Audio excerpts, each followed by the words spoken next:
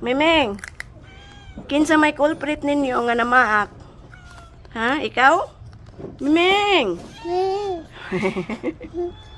May yabutin dito na tat. Ha?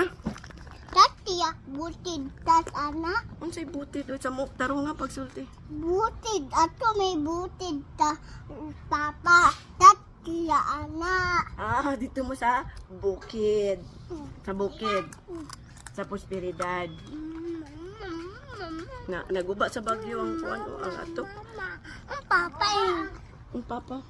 Naguba ang Istorya bi kay maminaw ko nimo sa istorya nimo. Imuha ni ako ah. mime. Nimo. Ako. Ay, girl. Mama!